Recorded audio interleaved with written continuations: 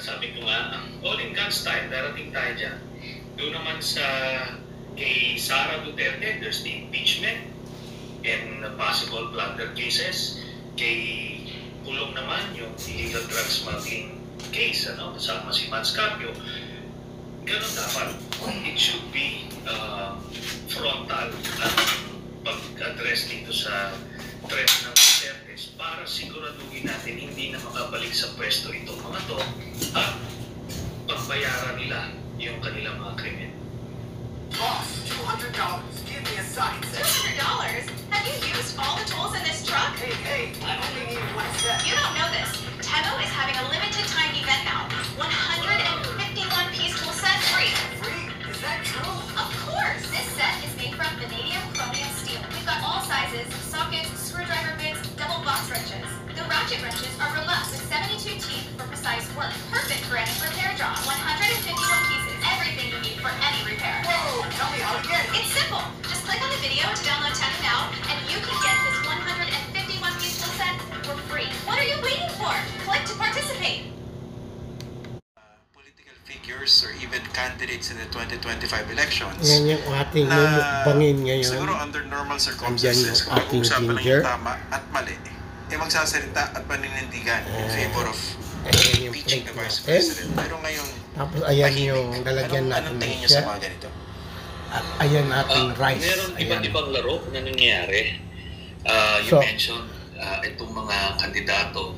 Meron kasing kandidato na unfortunately for them, We're about tumayaran to sila eat. kila Ito, Duterte. pinapanood natin nag-extend sila doon si para makakuha Christian sila ng votes Isigera sa Mindanao. sa Pax That's First dito sa practically YouTube. selling yourself, your soul to the with devil. Kangan. And by the way, former hindi Senator tayo Trillanes. dito parang self-righteous. Yes, right? kakain na Hindi tayo. ko lang So, come on guys, let's ano eat. naman tayo may mga now that the impeachment is here. Noong Let's una kasi eat. kung Kain na po pinagtitibanihan, ano ba ipa-file o hindi, ano ba magandang timing, hindi. Ako na-file na eh. I maintain that, final ito, a few weeks ago, was the perfect timing. Kasi nung nasaksihan ng taong bayan yung second meltdown, nakita nila how dangerous Sara Duterte is. Diba? So yan yun. Ang recipe Timing is perfect. lobster And with the next ginger. question is, do you have enough time? Ito ngayon yan. Yung sinasabi mo kasi, Christian, yung 1/3 vote, Ito, nilalagyan tayo ng city shell. congressman, yan yung shortcut. So, Pero, we're still watching Trillanes. long route dito sa impeachment, iimbestigahan sa House. Mahaba ito. May 10 session days para malagay sa order of business, 3 session days para ma-refer to the committee, and 60 session days bago maximum bago ilalagay sa plenaryo. So therefore, since an impeachment is a continuing process, pwede siya mag-spill over sa next Congress. Pwede. Kahit na itong magkakaroon ng campaign break, for example. So ngayon, the congressmen or those determined to impeach the Vice President, meron silang dalawang option. They can do the shortcut route now and deal and let the fate of Sara Duterte be decided on by the existing senators, or pahabain nila yung investigasyon until lumagpas ng end ng current Congress, tapos yung new composition na ng Senate ang magta-try. So, yun yung pwedeng mangyari. Kasi dun sa ating Constitution, walang nakalagay na any impeachment trial will terminate upon the end of every Congress. So, ibig sabihin, pwede siyang maprolong kung alanganin ka dito sa basta nagsimula na. It has to start. It has to start. So, meron ka mga 20 session days left with the current Congress. Congress eh. So, pwede kang lumagpas doon. Ngayon yung sinasabi mo, Christian, about the numbers ng mga senador, i-inventaryo mo kasi sino ba yung leaning acquittal or firm acquittal? Sino yung mga leaning conviction or firm conviction? Tapos yung mga nasa gitna, yung mga undecided or transactional votes na tinatawag. Yan ngayon yung inventaryo mo. Pagka ang total mo nung transactional and nung leaning conviction is more than 16, then you can give it a go. Or you can risk it. Di ba?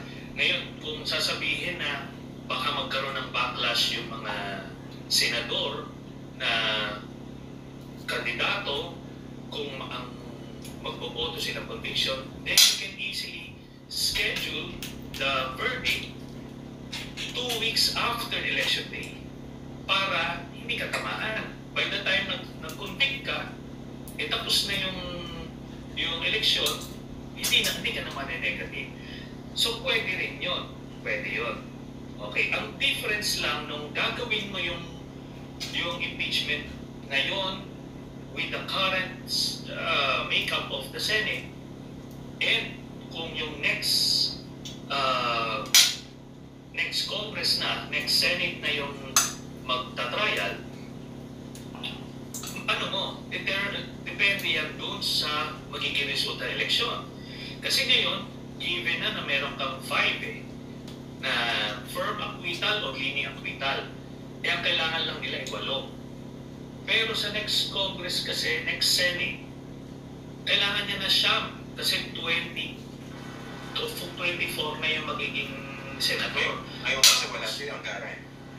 Yes, so ngayon, kung matalo yung mga pro-acquittal, so nakikita natin kung sakaling yung next Senate ang mag-try nito, isa na ang holdover na firm acquittal, assuming the results of the elections would go the way of the administration. Pero dito sa inyong scenario, that would make the impeachment of Sara Duterte a major campaign issue, di ba? Yes. Kasi kung gumugulo yung impeachment trial, yan ang pag-uusapan during the campaign. And syempre, yung mga fence-sitters dyan, yung mga playing safe na mga kandidato, baka lalo silang kakabahan dyan. Naku, maiiba yung ating campaign strategy dahil bigla nagkaroon ng impeachment. Di ba? Paano kami po-forma o po-posisyon dito? Hindi ba? Yes, I agree. Pero kung hindi ka sigurado, assuming kung kandidato ka at may impeachment trial na, pwede kang magtanong lang ng mga objective questions, gusto mo lang mag-inquire, hindi mo papakita yung paraan mo. Then, magre-recess yung impeachment trial 2 weeks before the elections to reconvene 2 weeks after the elections. So, if you play your cards right, you can actually convict na wala kang backlash. Pero nagamit mo yung platform ng impeachment for national awareness. Diba? So, you can actually work around it kung alam mo yung gagawin.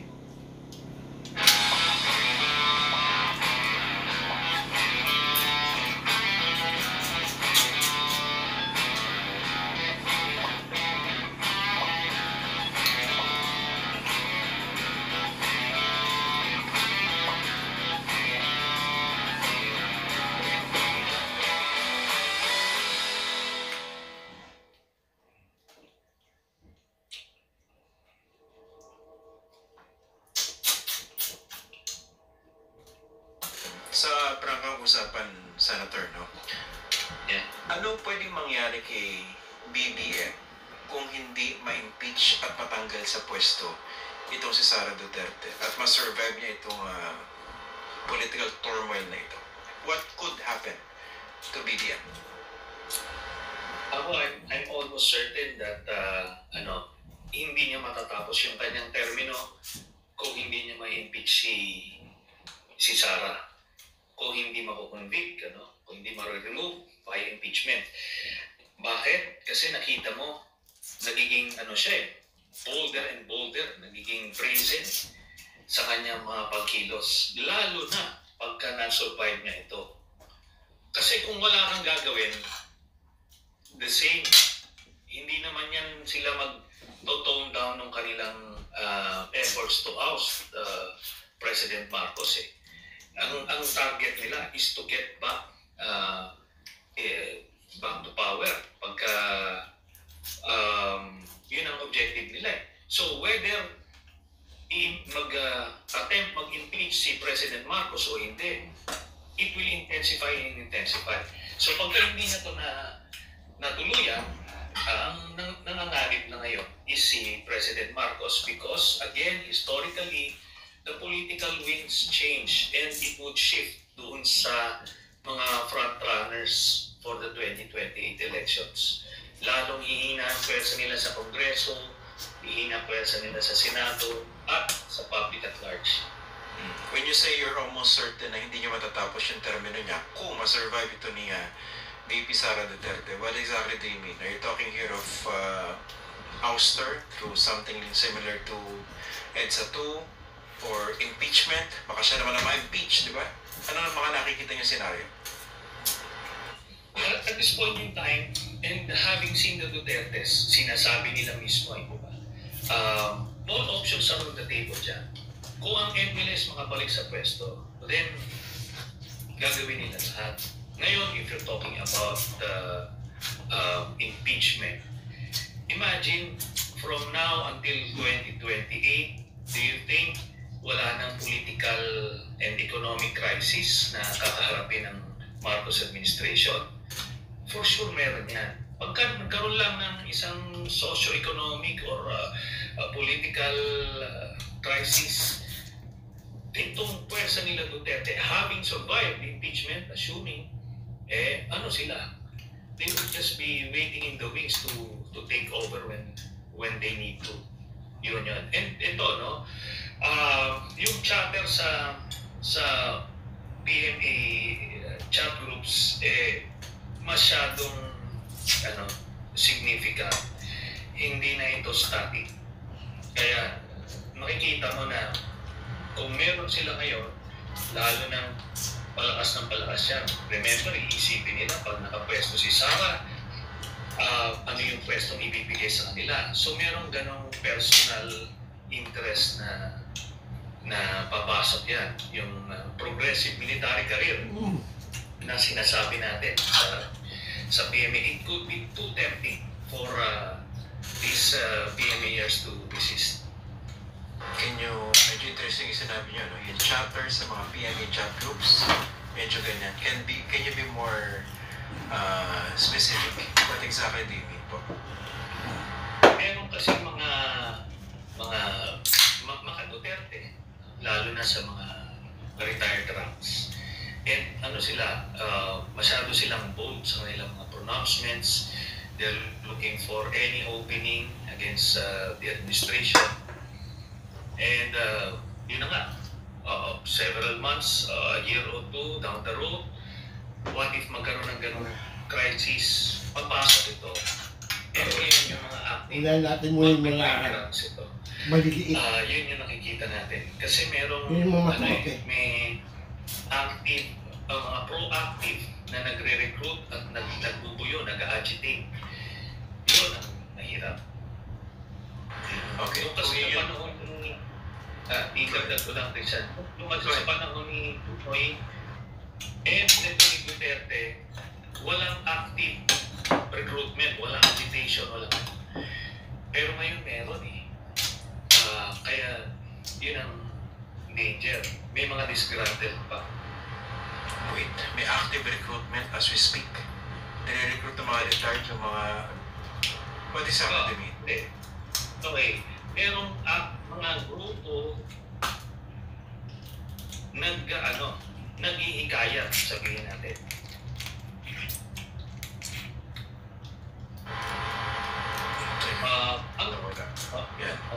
Nawala kayo.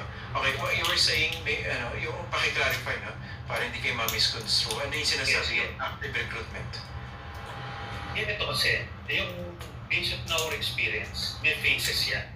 Meron yung socialization phase, yung agitation phase.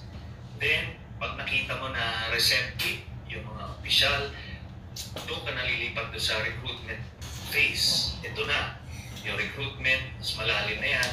Talagang pinapasok ka na doon sa buong conspiracy. Then the third stage is organizing stage. Alam mo na kung ano na, saan ka in the organization, then sama na dyan yung planning. Then yung mobilization na, yung tatawid na kayo mag-execute na kayo. Dito, sa nakikita natin, dito pa lang sila sa socialization/agitation phase. Since, kailan ba ito nag-start? Since late 2022, nung nagsimulang gumalaw yung mga pro-Duterte retired generals, nangangalabit sila, nag-agitate sila. To be fair, wala namang kumakagat. The active officers remain true or obedient to the chain of command and the Constitution. So, wala kumakagat. But, ang sinasabi ko, merong constant na naghihikayat.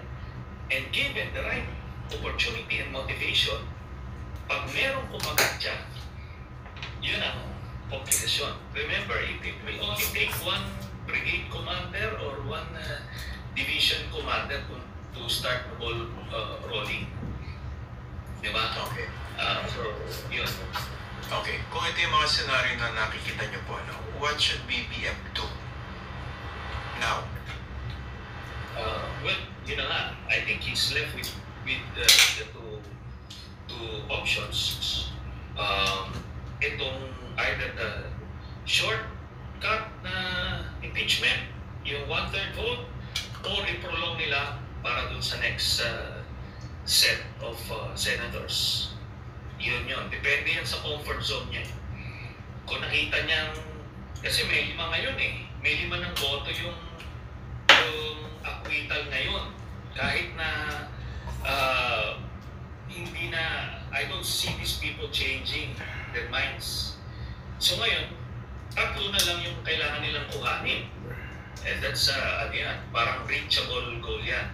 Whereas kung sa next Senate, isa lang ang may iwan holdover na pro-acquittal, assuming the results of the elections would favor the administration. Therefore, 8 pa yung kukuhanin nila. Mas challenging yun. But, The mystery. Jesse loves playing detective. But the real mystery was her irritated skin. So we switched to Tide Free and Gentle. It cleans better and doesn't leave behind irritating residues. And it's gentle on her skin. Try Tide Free and Gentle with 100% money back guarantee. It's got to be Tide.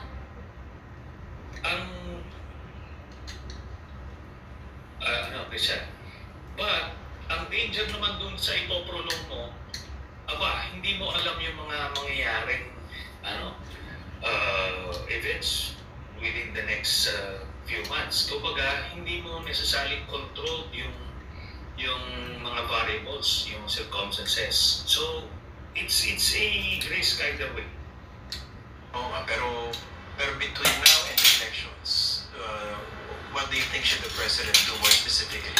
Example, mas kailangan ba niyang diin na ito impeachment? Sama walk back on his previous statement kung saan sabi niya, ayoko ng impeachment. Tapos sabi niya, never say never. Kasi kaya nagsabi, existential to, and I think sa mga taong familiar sa issue, imposibleng hindi siya gantihan ni Sara. Dahil si Sara na mismo nagsabi. At sinabi niya, hindi ako papatawad. Di ba?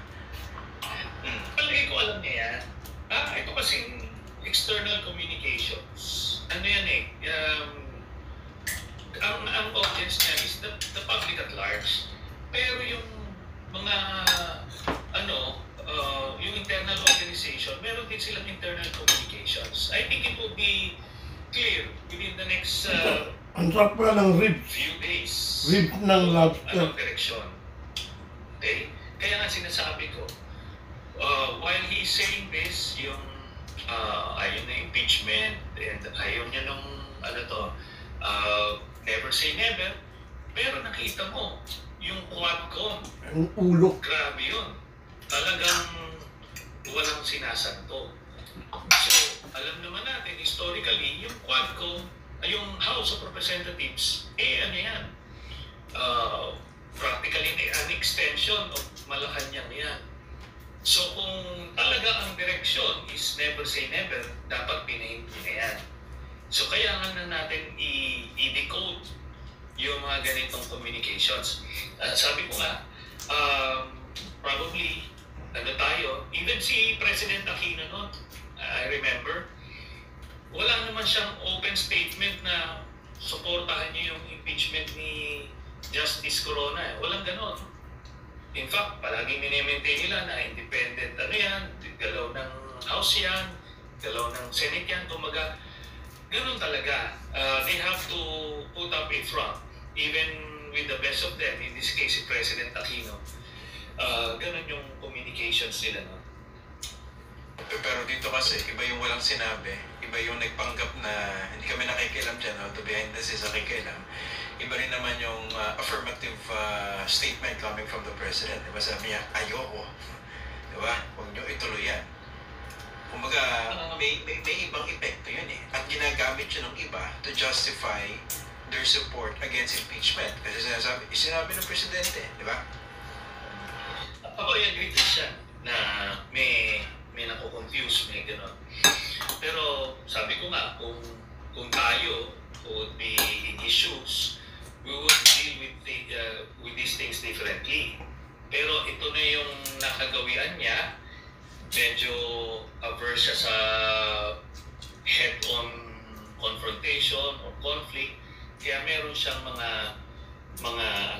kumbaga, more seditious route. Pero, ito, titignan natin in the next few days, pag may ibang galaw, ibig sabihin, yun na yun. For as long as naiintindihan ng kanilang hanay kung ano talaga yung kumpas, I don't see any problem with that. Okay. Well, maraming salamat po, former Senator Sonny Trillanes, for joining us. Late na, pero we appreciate your decision to join us in this discussion. Merry Christmas in advance, pero bago yan, kumusta ba yung kampanya dyan sa Caloocan? Dahil miski magpapasko, alam natin na syempre hindi pwedeng maisang tabi, di ba, yung mga effort to actually reach out people. Kumusta ba yun sa inyo? Okay naman, in fact, kaya nga medyo na-late tayo kasi galing ako ng Caloocan. And alam mo naman how far it is, and grabe yung traffic doon ngayon. Maganda ang tanggap. Kaso nga ang local campaigning, local politics rather, kailangan personalist. So yung lahat ng mga sulok-sulok ng Caloocan, kailangan mong makita, kailangan nilang marinig ka, makita ka, para mas na-appreciate mo yung situation on the ground. Sila rin naman na-appreciate nila na you went out of your way to get to see them and know their condition. So, maganda yung reception, and nagka-tighten na yung race. We're doing our internal surveys as well. It's tightening. Hopefully by next year, iba na ang lagay. Okay, sige. Maraming salamat, former Senator Sonny Trillanes. Mag-uusap pa po tayo, especially pag mas lumiwanag na ano ba yung magiging aksyon ng Kongreso, Senate and the House, and of course Malacanang patungkol dito sa impeachment ni Vice President Sara Duterte. In the meantime, Merry Christmas in advance to you and your family po. Sige, Merry Christmas, Christian. Okay. Sige Thank po. you. Thank you. Yan po si former Senator Sonny Trillanes. Nakausap po natin. Kailangan isin natin. Ayan. Nasabi ko sa iba parang wala na rin momentum itong impeachment. Pero tingnan natin. Pero ang opinion ko dyan, ano ba yung tama at saka yung mali? Imagine nyo ba magiging presidente sa 2028 si Sara Duterte or even earlier? Yung ganung pag-uugali at saka yung paglapastangan sa mga proseso, yung hindi pagsagot o ayaw pagsagot o yung pagpalusok doon sa issue ng confidential fund. Diba? Konting ano lang, konting isip.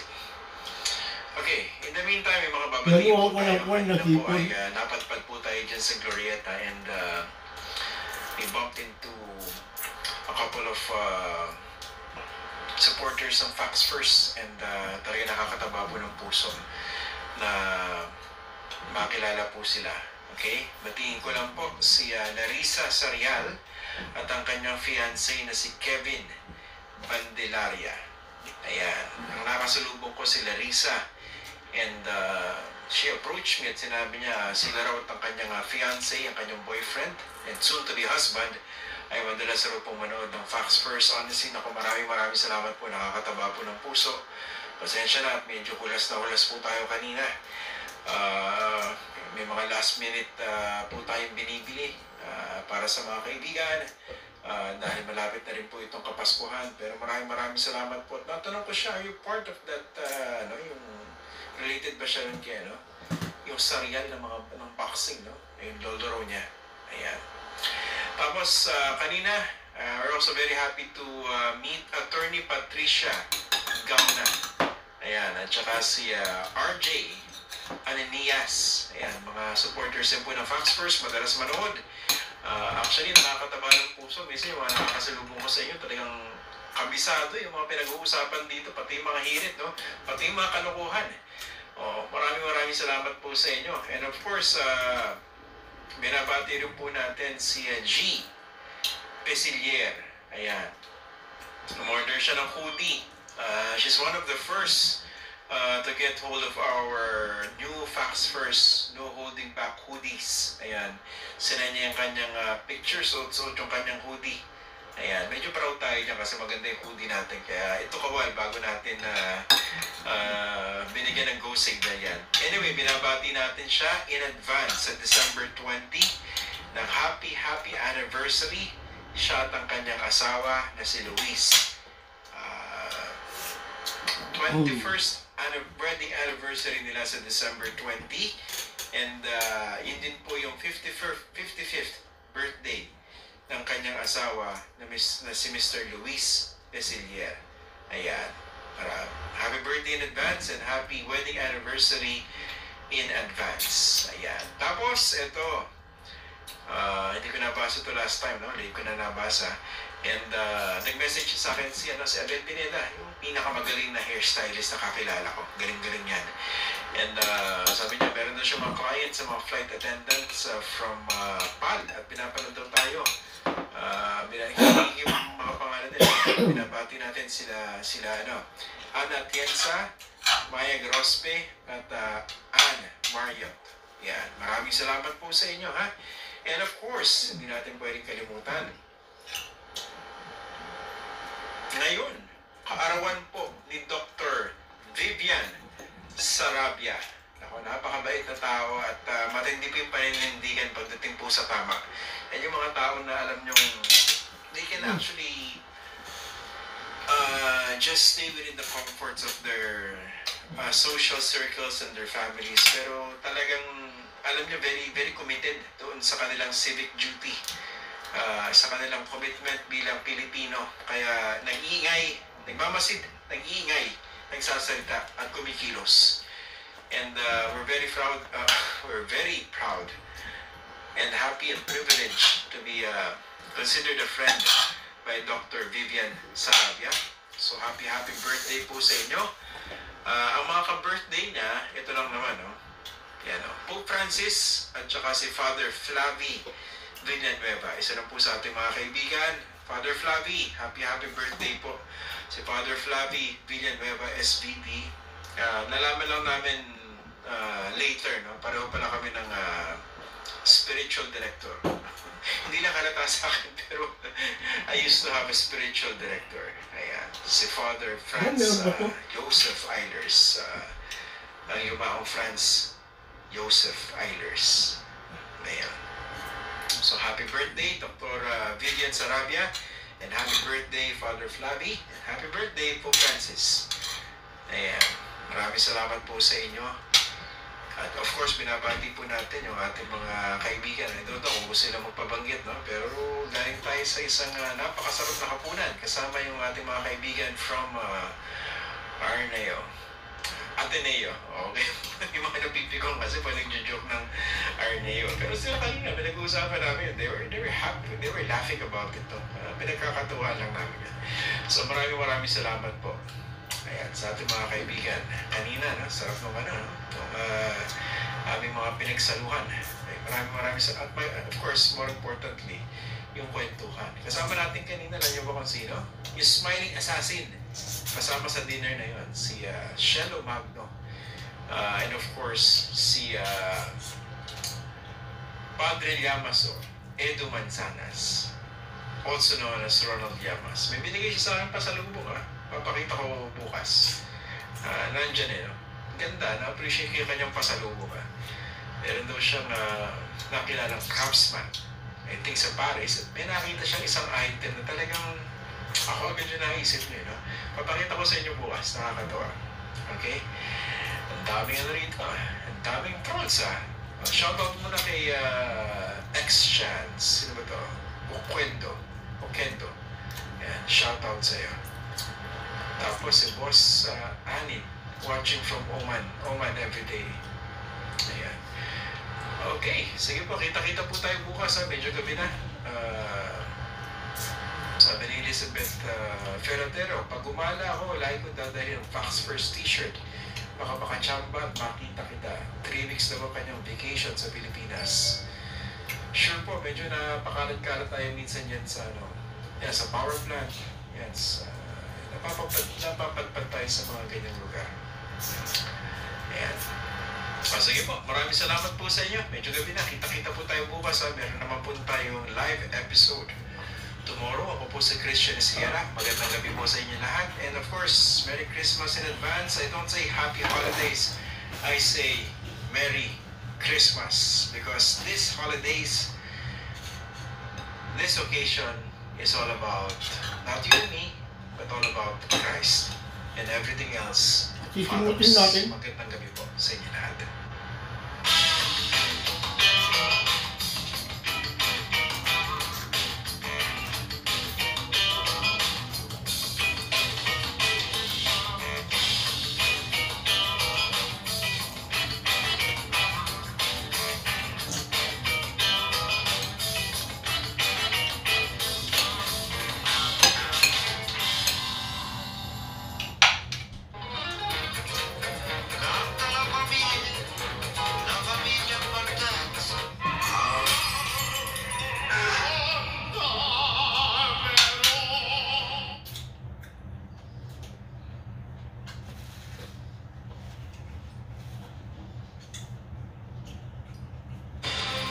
Live mula sa GMA Network Center, 20 taon nang nakatutok. 24 oras.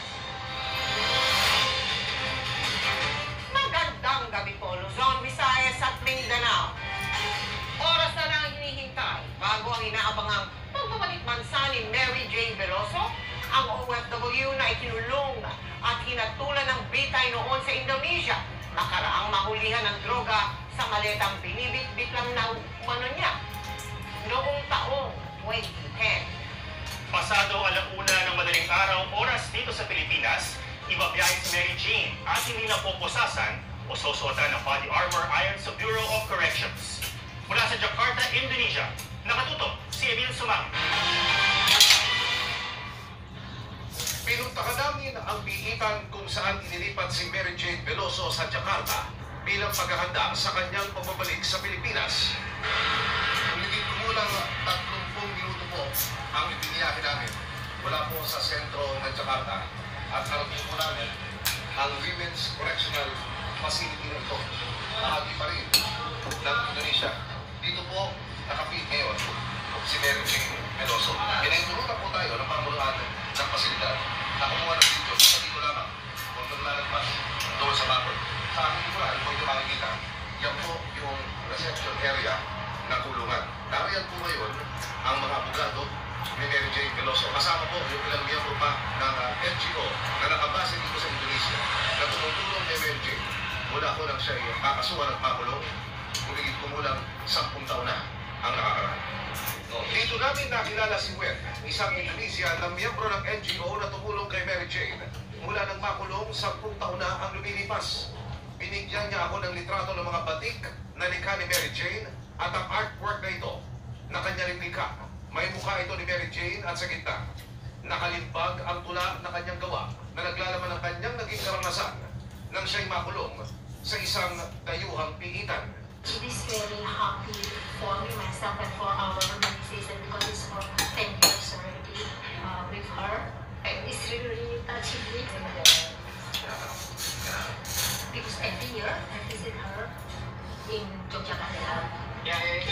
Mula sa Women's Masarap ang mga remnant dito dahil bibiyahe si Mary Jane patungong airport bandang alas 8 oras dito sa sa Jakarta. ginger. Sa airport gagawin ng isang press conference. Nasama ang Hindi daw ginger. siya pupusasan ayon sa Bucor. Hindi na rin siya Pag namig mo sa lagto, masarap siyang chip-chipin. araw oras diyan sa Pilipinas, ililipat na si Mary Jane pabalik ng Pilipinas. Isasakay siya sa isang commercial flight at magtatagal ng higit 3 oras ang biyahe. Mga taga Bureau of Corrections, National Bureau of Investigation at Department of Foreign Affairs ang naatasan na pangalagaan ang ligtas na pagpapawi kay Mary Jane. Paglapag sa NAIA, bandang alas 5 ng umaga, ididiretso siya agad sa Correctional Institution for Women sa Mandaluyong bilang pagkalima sa 5-day quarantine protocol. Ang instruction, huwag na sa airport kasi alam nyo naman, busy po yung airport natin holidays. We will be disrupting the operations. So we want a smooth transfer. Si Mary Jane makakapiling lang ng kanyang pamilya sa koleksyonan pagkatapos ng quarantine protocol. Kung transport sa ngayon, may gabi. So may countdown tayo dyan ng 5 days. Tama-tama. Sa Ispiras ng Pasko, pwede yung family visit. Yeah. Ilalagay si Mary Jane sa selda kung saan naroon dati si Cassandra Dio. Na-release na sa custody namin at nanoven na po namin sa Sergeant at Arms na Progress. So yung kampo ng uwi na bakante, yun na po ang doon muna si mag-stay si Mary Jane. May CR, may weddings. And then of course, kung may bisita siya, meron naman may hallway, may espasyo para doon na sila mag-usap. Pero kahit matapos na ang 5-day quarantine, kailangan pa rin manatili ni Mary Jane sa koleksyonan ng 60 araw. Base sa guidelines ng Bucor, wala pa rin binaw ngayon kung kailan siya mapapalaya ng tuluyan o kung ipapardon pa siya ni Pangulong Marcos pagdating sa Pilipinas.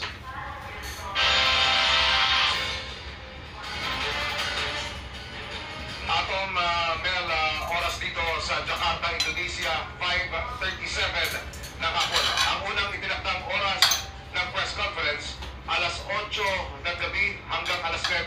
Oras dito sa Jakarta. Pero muli itong nireset sa 9 p.m. to 10 p.m. Ito ay isasagawa na dito sa isang VIP lounge sa loob ng airport. Ayon sa pinakahuling impormasyon na ating natanggap, si Mary Jane ay walang sa paliparan at nasa pangalaga pa ng detention facility ng Indonesian government. Nasa pagpupulo ngayon ang mga opisyal naman ng Department of Foreign Affairs, Bureau of Corrections, National Bureau of Investigation para plansyahin yung gagawing pag-turnover kay Mary Jane Veloso bago dalhin at iharap sa local media at sa mga media na mula rin sa Pilipinas dito sa Baliparan. At ganap na ang pasado pag-alauna, hindi exact, siya ay isasakay na sa isang commercial flight pabalik dyan sa Maynila. Mayor Atom. Maraming salamat sa iyo. Live po mula sa Indonesia, si Emil Sumangil. Sabi na ang pamilya Veloso na mayakap si Mary Jane na ilang oras na lang ay makakauwi na sa Pilipinas. Ang hiling nila, Lord, salamat. Salamat para po, Lord. makasama si Mary Jane bago siya i-quarantine ng 5 araw sa Correctional Institute for Women. Nakatutok live si Joseph Moro. Joseph? Well, bukod dyan ay executive clemency rin ang hiling nitong siya ng pamilya Veloso para kay Mary Jane matapos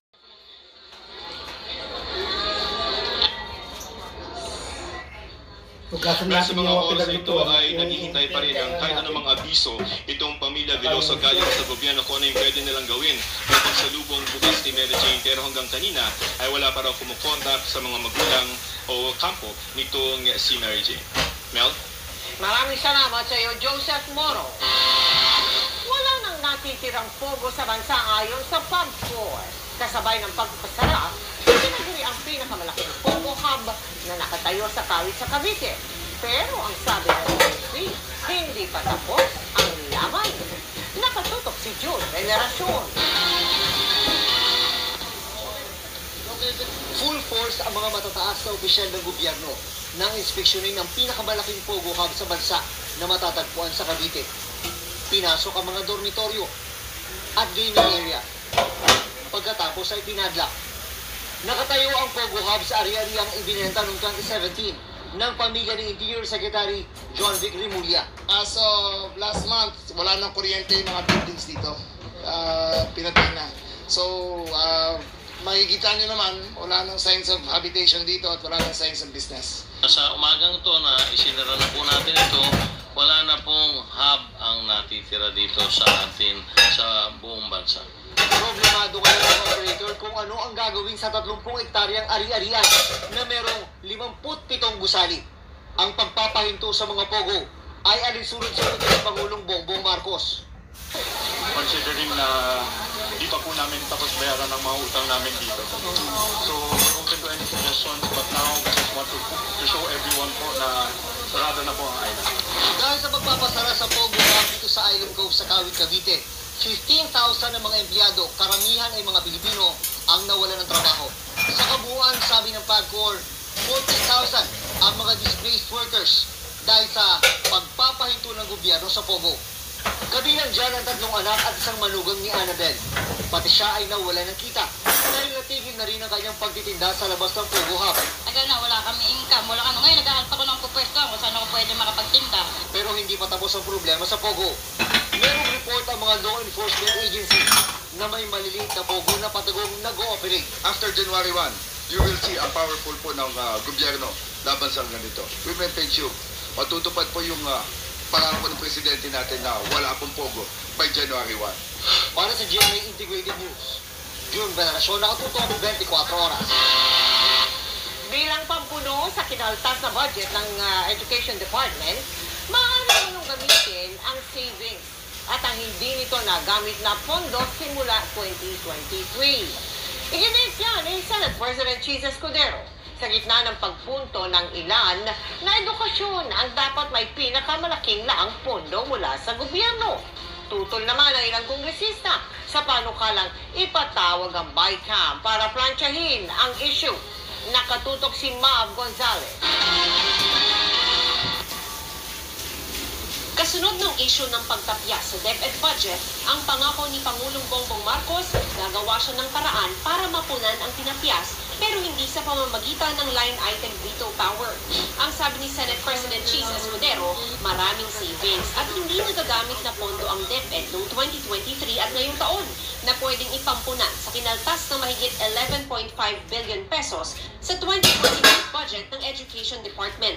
Kung sisilipin, mula raw 2022 hanggang 2024, 70% ng mahigit 51 billion para sa computerization program ng DepEd ang hindi nagamit. Kaya maiintindihan daw kung bakit ganoon ang naging alokasyon ng Kongreso para sa 2025. Dapat daw, alam ito ng DepEd at ni Secretary Angara dahil sila mismo ang nag-report sa Kongreso sa gitna ng budget deliberations ukol sa dismal utilization o hindi mahusay na paggamit ng pondo ng DepEd. Si Senadora Amy Marcos may tanong. In the event na may savings, pwede naman dagdagan. Pero it's a big if. May savings ba talaga? Sa dinami-dami, sa limpak-limpak na salapi na linagay sa ang program, talaga bang sigurado tayo? Hindi tayo nakakasigurado. Samantalang yung krisis natin sa edukasyon, yun ang talagang walang kaduda-duda. Pero higit sa pagbabalik sa tinapyas na budget ng DepEd, dapat masunod ang probisyon ng saligang batas na nagsasabing ang sektor ng edukasyon ang may pinakamataas na prioridad sa budget. Lumabas kasi na mas mataas pa sa mahigit 900 billion na budget para sa buong education sector ang inilaang pondo sa Department of Public Works and Highways na umabot sa mahigit 1 trilyong piso. Sabi ni Senador Mig Zubiri, maaari naman daw muling ipatawag ng Pangulo ang BICAM para maayos ito. Pero ang ilang kongresistang miyembro ng BICAM hindi sang-ayon dito. I don't think there's any need for us to reconvene as a BICAM because we've already ratified it in both chambers, so in both the Senate and in both the House. So we're very satisfied with the versions. Kung ano man ang magiging move ng executive within this time until the signing, so antayin na lang po natin. The President can or may exercise his veto powers. Para sa GMA Integrated News, Mav Gonzalez, nakatutok, 24 oras. May sagot ang Department of Education sa pahayag ni Senate President Cheese Escudero na marami umanong savings at hindi nagagamit na pondo ang kagawaran.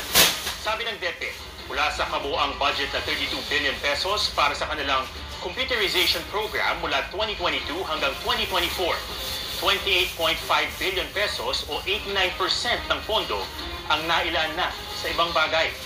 Taliwas yan sa sinabi ni Escudero na 70% ng mahigit 51 billion pesos fund ang hindi nagamit, kaya pwedeng gamiting pampuno sa kinaltas na mahigit 11.5 billion pesos sa kanilang 2025 budget. Sakto isang linggo na lang bago ang bispiras ng Pasko. Kung di pa kompleto ang pang Noche Buena, ihanda ang inyong budget dahil may higit 100 panghanda ang nagmahal. Nakatutok si Bernadette Reyes. Sa nilabas na Noche Buena price guide ng Department of Trade and Industry, 102 na Noche Buena items ang tumaas ang presyo, habang 13 naman ang bumaba tulad ng ilang brand ng mayonnaise, macaroni, pasta at all-purpose fee. 121 items naman ang hindi nagbago ang presyo. More than 50% have the same price as last year, meaning no price increase siya from last year. Tapos merong mga iba na nag-increase sila pero less than 5%. So we're very happy with this kind of update para sa Noche Buena, para yung mga pamilya natin, at least we'll be able to enjoy and have a Merry Christmas. Para mapagkasya ang budget, may diskarte rin ng ilang mamimili sa pamimili ng panghanda sa Noche Buena. Nung linggo, pasta. Tapos, ang inang kasunod naman, gatas na panghalo naman sa sa pasta. Hindi siya mabigat sa bulsa. Hindi yung baga pag ibulto mo kasi pag tignan mo na yung wallet, konti na lang natitira po. Para isa na lang po yung handa namin, yun na lang po, isasabay namin yung binyag ng apo ko sa 25 po. Para isahan na lang po yung gastos namin para makatipid na rin po. Hanapin rin ang mga sales section sa mga groceries at supermarket. Mga 12 to 1, ganyan, wala po masyadong tao. Mga lunchtime. Yung mga spaghetti po na may kasama silang sauce, tapos yung mga tasty na may free na rin, at saka mga cheese na discounted. Kung wala favorite brand or favorite size, no? You might want to be flexible, di ba? You might want to try another brand. Sa basket na ito, may panghanda na sa Noche Buena kagaya ng spaghetti, fruit salad, tinapay, sandwich bread, at meron na ring hamon. Papakwenta natin kung kakasya bang 1,000 pesos para sa lahat ng ito. Ang suma total Ganda na akong maliligo. 41 pesos and 25 centavos. So see you in the next video. Salamat po. Ang mga produkto ng agrikultura naman na sakap sa mga panghanda sa Noche Buena, sapat ang supply.